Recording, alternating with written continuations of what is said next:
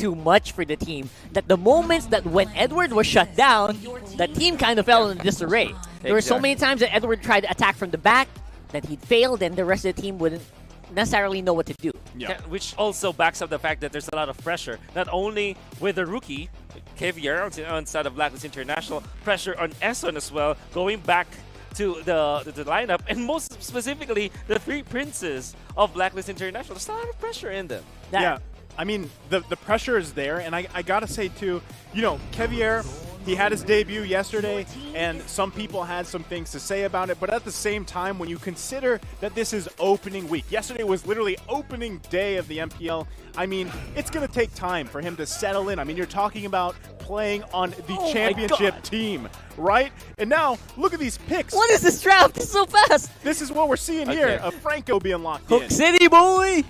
Who's that going to? Not you know. Who's that Why are you to? asking?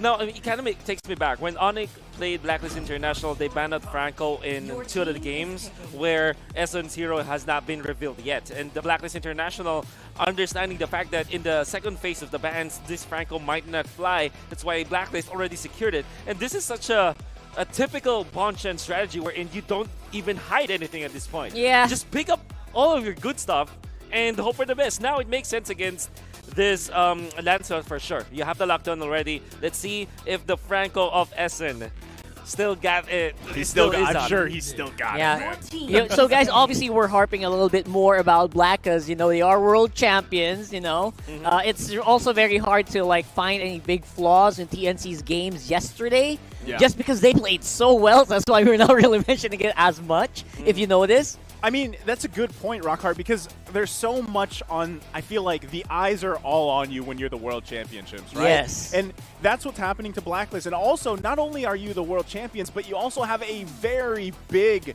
kind of roster change, I mean, in what makes you Blacklist International, right? So they have that. But yes, going on to TNC here, now those games that they had yesterday against, you know, Omega was a huge, just kind of wake-up call for everybody, like, hey, we're TNC, look at us.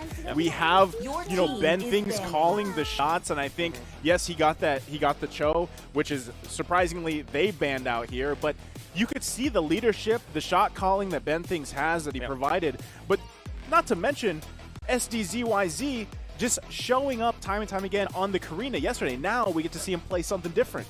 Yeah, exactly. So with this Lancelot, I'm not entirely sure if he's that comfortable. Well, we know that ZYZ or SD with the ZYZ in silent. But yeah, SD is has always been one of the highly mechanically skilled players ever since he went on to the league.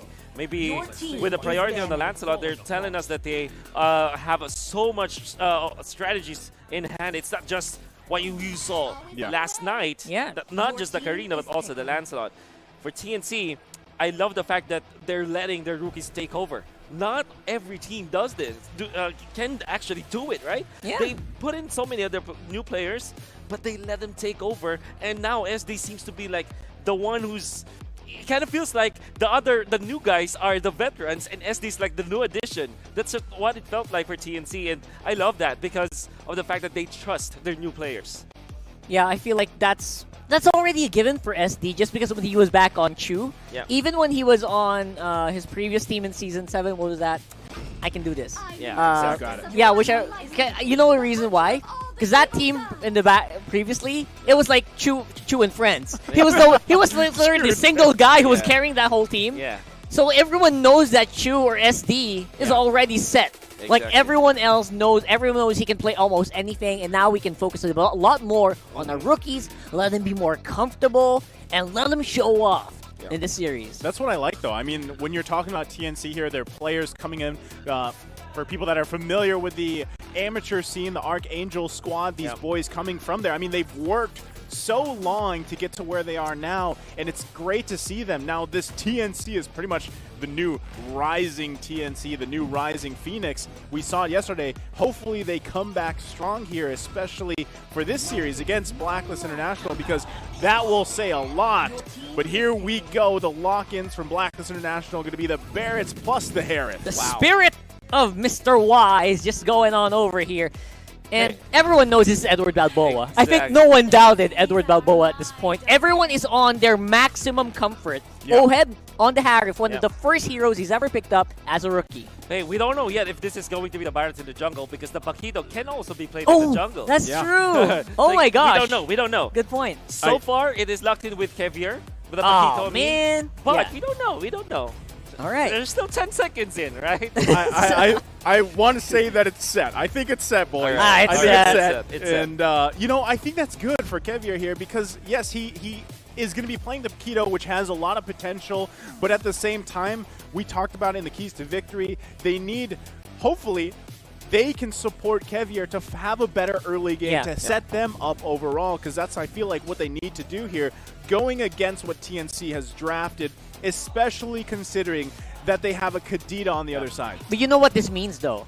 That Blacklist just has that much faith in Kevier right. to go on a more mechanically demanding hero like the Paquito. You know, I've seen a lot of posts, particularly from people, from previous players, particularly these. I'm actually talking about Honda himself. Right. And backed up with a lot of other pros and analysts saying that Kevier is an assassin specialist. Yeah. And with this, of course, with the jungling Paquito, he kind of played like an assassin. So hopefully we get to see the tempo, a different shade of black for Blacklist International. And with that being said, ladies and gentlemen, welcome to the land of Dawn.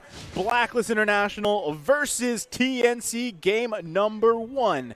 And so far, we've already talked about our ideas about the draft, and I want to say the jungle matchup here is perfect. I'd love to see Kevier versus SD here and how they play around the map. Of course, you have Essen coming in to the territory, trying to provide that danger zone for them, but I think it's going to be okay. He's going to be safe. Wait. This is so weird. Look at SD. His emblem is a jungle emblem. If you recall yesterday when he went for the Karina instead of the mystery shop, he went back-to-back with the Demon Slayer. It's called. Yeah. And now with the Lancelot, it kind of feels weird to me, but let's see if it works. It does give different stats as well, right? That's so right, absolutely. It's not as fast clear as the assassin jungle emblem on the Lancelot, but it does give other things. It's so Crunch weird. the numbers. Nerd out. Well, you know, okay. Wolf is lagging right now. You know, all right, when it comes to like killing, it's not as good, but let's see. Oh, that's the burst we were talking about. And there's going to be the first blood. Goes over to SD here with the Demon Slayer. Yeah. Right. In case you guys are wondering what we're talking about, Assassin Emblem gives extra stats to physical damage, to penetration. There's cooldown in it as Cooldown well. as well. And a movement speed. We don't know exactly what SD will always opt to go for when it comes to the Assassin Emblem. But one thing's for sure, the advantage of a jungler's emblem is that you deal more damage to turrets, you deal more damage to the Lord. To as well as objectives. Very objective, yeah. And that's not just more damage, that's 21% more, which is actually insane if you think about it. I like it. I like the numbers coming out from Wolf here. Add that to a hero that has insanely high base damage in the first place. Exactly. Right? So you got yourself some pretty good stuff. And we're going to see it right here as they go ahead and start this turtle. It is going to be at half health. Edward here, pretty much everybody ready to set up here. They're going to see who decides to grab this one. It could be a free turtle going into the hands of TNC. Blacklist International not in the position to really contest that one. Yeah, to add to that info, by the way, for Demon Slayer, the bonuses it can give is damage to monsters, plus it can go up to 21% as well. So that's also going to increase your clear time, even though you are lacking in stats. Yep. So it's more about strength when it comes to like invading against your opponents. When it comes to like dueling against your hero, the only benefit you have is that since you clear the creeps so quickly, quote unquote the monsters, you get more gold in a way. Yeah. So it's more like a. So you're kind of like ahead already in stats in other things. That's right. That's what you want. I think that works because TNC is pretty much trying to force Blacklist International to come into these objectives and fight them. And at the same time, SD can also just rely on the damage kit from Escalera and Yasuo here. So they're doing a strategy that maybe that will work against the code of Blacklist International. Yeah, a little bit of a miss there on Escalera. Missing with the rough waves. Good awareness, by the way, from Oheb to kind of dodge out of these traps that are being set up by TNC. Yeah. Oh, so curious to see what Okay, so a lot of Dreadnought armors picked up by TNC, knowing that there's a lot of like physical damage for Blacklist International already, particularly against this Paquito who wants to be aggressive in the early stages of the game. Like, if you imagine, Benthinx and Cram already picked up the Dreadnought armor. They want to be in the front lines, and this kind of tells me that TNC wants to fight. Yeah. Yep. One thing that I feel like is going to be hard for TNC, though, especially when you have Benthinx here, but there's the suppression coming out. Essen grabbing the kill. Sheesh. Goes over to him. It's going to be a 1-to-1 Blacklist International and TNC. Some action in the top lane as well. And, you know, going back to the point here, one thing about Benthinx in this Edith pick is if he's not able to find the setup here, then you really have to rely on Escalera as well. And I think, based off what happened yesterday, that's not such a bad idea here. Now you can see, once again, they're forcing Blacklist here. Turtles for the taking, going to be a flicker out from Benthinx. It is secured, though, by SD. Initiation coming out, real-world manipulation as well. They're forcing him back, Yasuo as well. Oheb pushing them back, Essen there in the back lane, too. SD, still full health. Going with Haji here, grabs the double kill. That's going to be a kill for Yasuo as well. Wow. Now Essen's in trouble. He pops a suppression. Can they grab the kill? Triple kill. Goes over to the man himself, SD. That's 4 down with just 1 being answered back here for TNC, and they are getting that turret real quick. That added bonus also just dealing destructive amounts of damage to that tower. Oh my god. You can see that SD is actually 1,000 gold ahead of Kevier now, but particularly because of the triple kill, right? And 4-0 for the Lancelot means that they are really checking all the ticking all the check boxes that they need to in the early stages of the game. You can see that the added bonus of having this jungle of this Demon Slayer. I always say that it's like Mage Killer. I'm always so used to that. But yeah, Demon Slayer, the throwback is that you have more attack speed. There was a time where SD actually just literally relied on normal attacks against the ones because of the bonus attack speed that you get out of that emblem. And really good. It's really good on heroes again, like Lancelot. So this is revolutionary, by the way. This is game changing for jungling. To be honest. I'm wondering if we're going to see more. You know, as the season goes on, more Demon Slayer popped out because it really forces the other team to react to those objectives and sometimes force out situations that isn't going to be in their favor, right? Because you're forcing them to come as fast as possible before you grab the turtle, you grab the lord, or even turrets, because it does bonus damage to turrets as well. That's correct. Woo. Blacklist right now is just you're hanging on. Like all the hooks are hitting. It's just that, you know, there's not really enough bullets in the barrel to take out all the opposition for Blacklist. So they're gonna have to look for other ways to take some fights here. And now I think that this is the time where you look at Blacklist. Oh, okay. Yeah, goes in with the flicker as well. 3 members of Blacklist gonna find one here. They grab a kill, goes over to Oheb. That's going to be good. But 2 members now of TNC here to respond. Oh, there's the hook. These hooks are just going to hit all day. Oh my be god. okay. Got to watch out as well. They do have a lot of bursts here for TNC. But, you know, they're happy with the turret. That is going to be the first turret for Blacklist International. They're trying to open up that map and get that space. Good trade on the top side, though, for TNC. Very good answers. And again, Eson just threatening these hooks all the time. Oh my god. You got to be careful for TNC. Well, TNC is so far ahead, but we know that Blacklist International, their win condition is to lock down the members of TNC. If they find the opening against the Lancelot, they will have the damage eventually, because Oheb so far has been quietly farming up. He's at 4.9k compared to his jungler, to Yasuo. It's just about 800. Trailing with just 800, and if they get back onto pushing turrets, maybe they can mitigate this lead. Wow! Oh my god! I was waiting for the moment. Exactly. Won this game. It's always like that, right? It's always intense when Essen holds this S. Literally like a hair away. Yeah, I feel like everybody, even at home, can feel the tension, right? And I mean, that's the thing. That is what I want to say about Blacklist International's team composition. They can rely on Essen, but they also have Edward. Edward's sitting at 0-0-0, but he's always going to have that flicker, Daytona's Welcome, available to him. And if they can just buy time, there is an opportunity here for Blacklist International.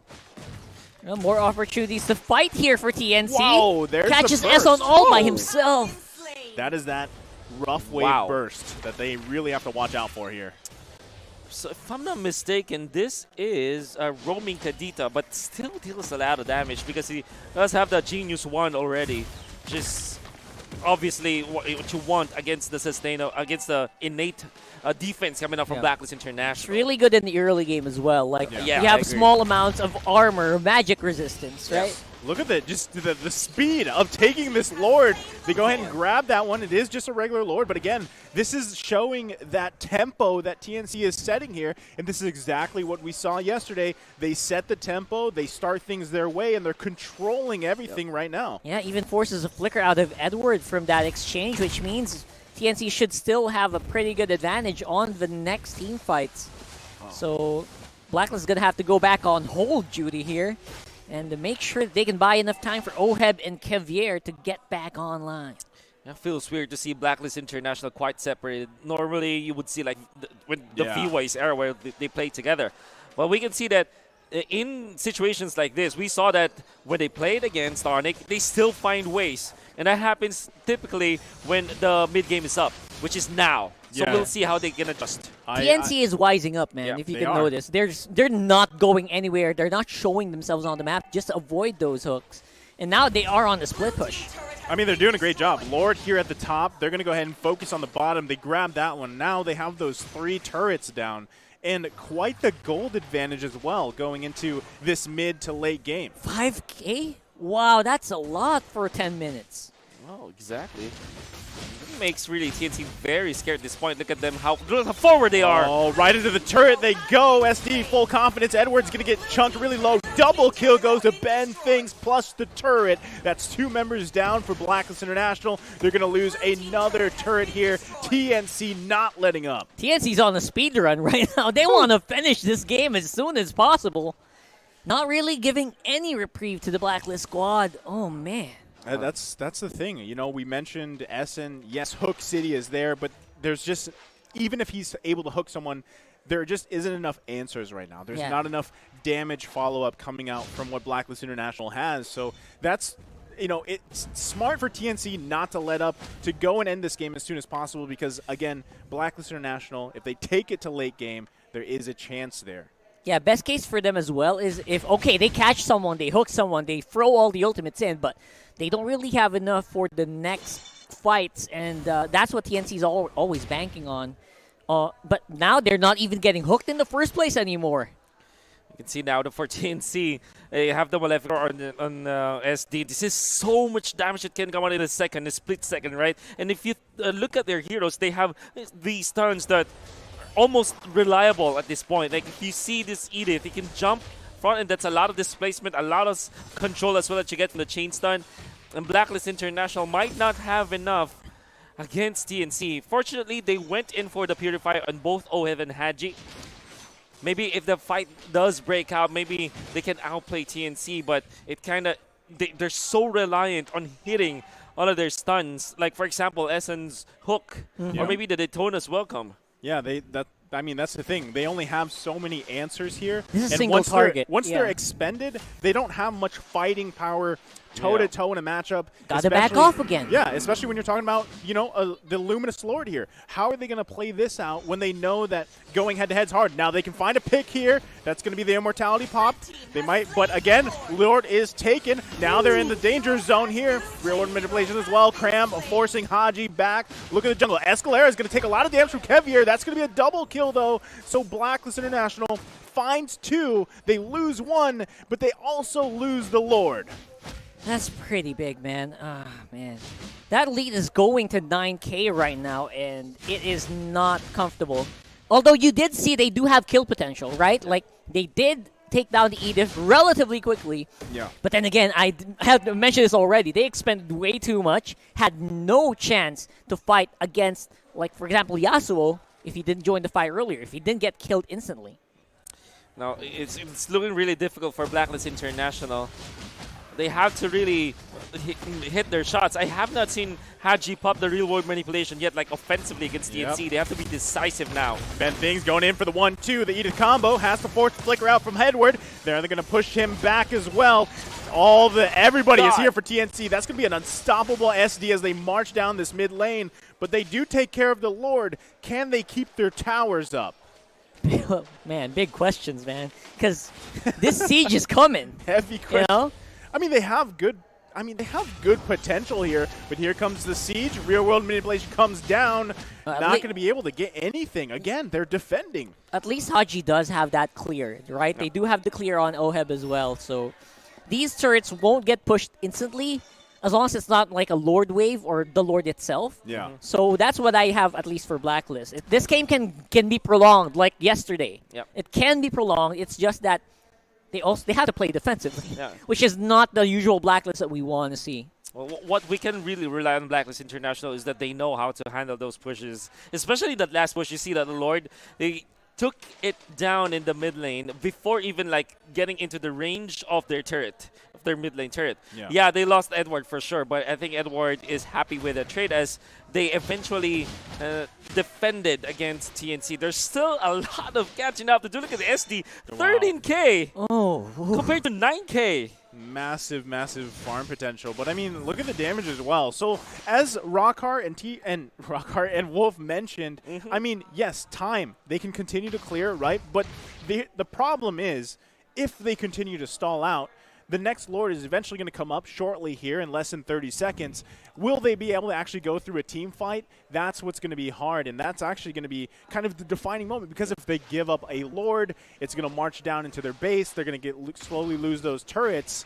And the thing is, will they have enough time for Oheb to really catch up here on items? Kevyar as well. They need to rely on those setups, and that's exactly what TNC is counterplaying right now. That's true. You know what TNC is also thinking? We gotta end this quick, because SDZYZ, even though he has like a little bit of an edge right now, his damage falls off in the late game. Yeah. That's still a Lancelot. Yeah, that's right. Oh, look at the damage. Yeah, they're melting this Lord. Imagine, it's 15 minutes in. They're going to have to do something here. Edward just about there. There's the hook. Essence finding the connection there. Lord is taken, secured, though, by TNC. That's going to be a kill, too. They're forcing him back. SD deep in the back lane. He's actually going to be able to survive, though. Going 1 versus 2. Now Essence in trouble. Oh, my Immortality's pop. goodness. Double kill for him. Blacklist International getting wiped out here by TNC. No members of them go down, plus the Lord. Ladies and gentlemen, this is a new revitalized Phoenix in TNC as they take game number 1 here in the series versus Blacklist International. 16 minutes in the game,